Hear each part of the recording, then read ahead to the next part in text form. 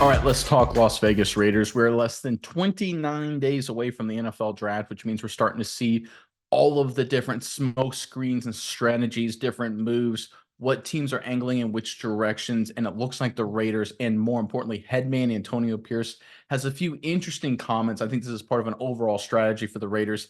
Let's get into the report, then we'll talk about it more in detail on the other side. All right, from Fansided, rumors of Michigan quarterback JJ McCarthy soaring up the 2024 NFL draft board had gained so much traction that his odds of being the number 2 overall selection have shifted dramatically virtually overnight. Draft season is smoke and mirrors, with many teams doing what they can to keep their cards close to the vest. So you cannot always believe everything you hear at this stage in the new league year. However, Las Vegas Raiders head coach Antonio Pierce made his thoughts on McCarthy tremendously clear and seems higher on him than most, further igniting the rumors and hype surrounding the Michigan signal caller.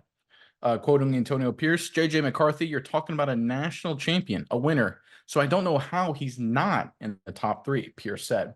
All right, these are very interesting comments from Antonio Pierce. A lot of different ways to interpret it. Mize, I know you've got an important take on this, but first, Raider Nation in the comment section below. Between all of the quarterbacks that could fall to the Raiders, right? We're going to assume, obviously, that Caleb Williams is going to go number 1 overall. So there's a lot of different options. Drake May, maybe Jane Daniels, maybe JJ McCarthy, Michael Penix Jr., Bo Nix, all of these guys. Between all of those options, which one, if the Raiders take a quarterback, which one would you prefer they select? Let us know in the comment section below. But Miles, what are your thoughts on Antonio Pierce's comments here and just everything with the Raiders draft strategy? Yeah, Nick, it's no secret that we've covered it multiple times. The Raiders really like Jaden Daniels. They are close ties with him, head coach Antonio Pierce. So I think here we're seeing Antonio Pierce once again fueling the fire, trying to get other teams fired up about a guy he doesn't want.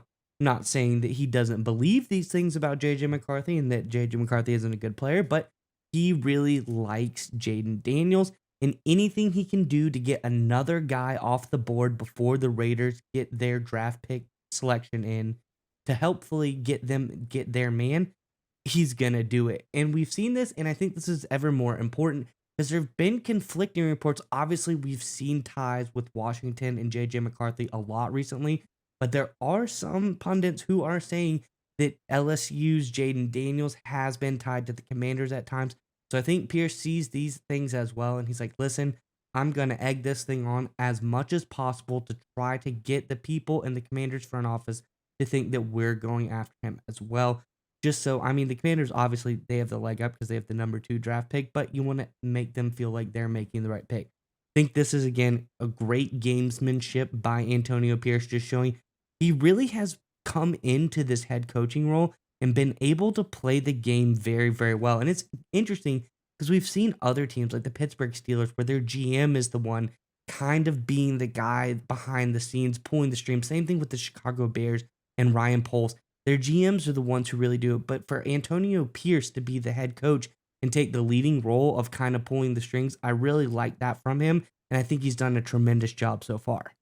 I agree with everything you said. I think Antonio Pierce, a big question people had was how could he handle being an NFL head coach? And obviously, with the way he's using this gamesmanship, subterfuge, smoke and mirrors, smoke screen, whatever you want to call it, shows that he's obviously more than capable of playing this game, more than capable of handling being a leader of a football team in the offseason where you have to use subterfuge and distraction.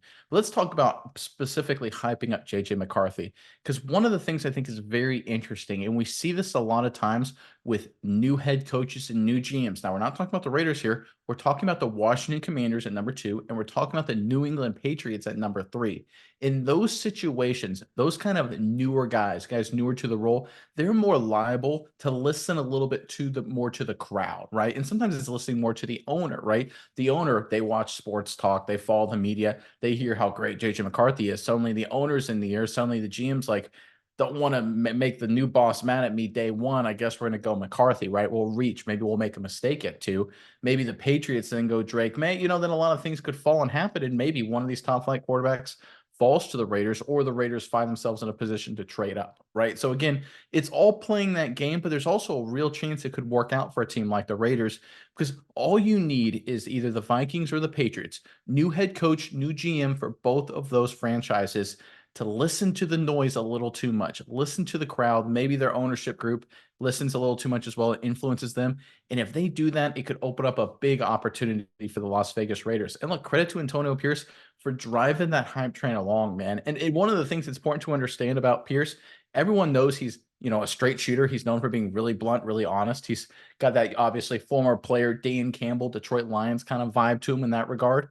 So now when he comes out and says something like this, I guarantee you people at Washington, people in New England are like, Antonio Pierce doesn't seem like a guy who would hype up a player if he didn't actually think he was good. And Antonio Pierce might think JJ McCarthy is good. So it's not like he's lying either. But I think buying into this hype train, using his clout as a straight shooter to help push along his goal, his narrative. Because remember, the Raiders don't want JJ McCarthy. I think we all know that. The Raiders want, like you said, Jane Daniels, maybe a Michael Penix Jr., I think, as a backup. I think that would be their solid number 2 option if they go quarterback in the first round. So in order for those things to happen, McCarthy has to come off the board early. You want to force the Patriots probably to trade out of that with the Minnesota Vikings, so the Vikings can then get Drake May at number 3. And then lo and behold, the opportunity opens up for the Raiders to move up and maybe get Jane Daniels in the top 10. That's what the Raiders and Antonio Pierce are going for, I think. And I think Antonio Pierce's strategy in terms of how he's executing, playing the role right here, is really smart.